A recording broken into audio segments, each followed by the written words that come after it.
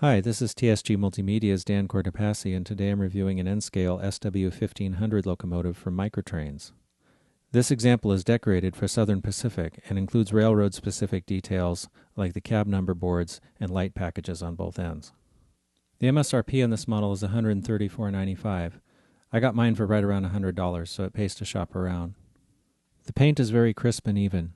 Even the small warning stickers are legible with magnification. The model has Microtrains couplers on both ends. The front coupler matched the Microtrains height gauge, but the rear one was a little bit low. As I mentioned earlier, the model includes SP-style light packages on both ends.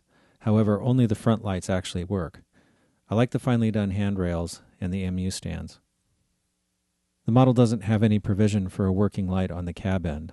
The cab is filled with weights, so adding a light that worked would be a bit of a challenge. The model picks up current from all 8 wheels and all 4 axles are powered. 2 of the wheel sets, one on each truck, were slightly narrow in gauge, according to the NMRA standards gauge. I'm also a little concerned about the openness of the gearing on the bottom. It seems like it might be something that would attract a lot of dirt. This model comes DCC ready. I'm running it on DC right now. The model weighs 1.8 ounces. I wasn't able to measure any drawbar pull on my force gauge, so it probably isn't going to be that good of a puller.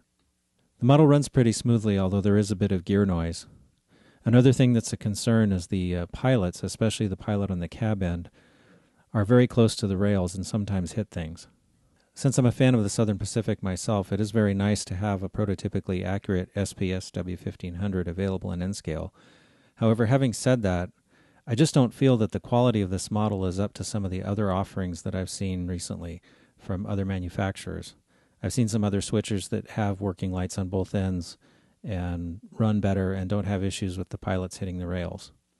So I'm going to take off a spike for not having a working headlight on the cab.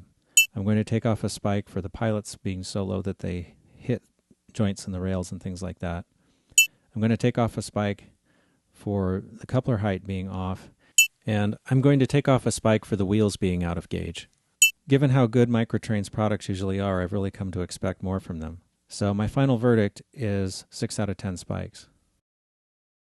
If you or your company make a product that you'd like us to review, please drop us a line at reviews@tsgmultimedia.com.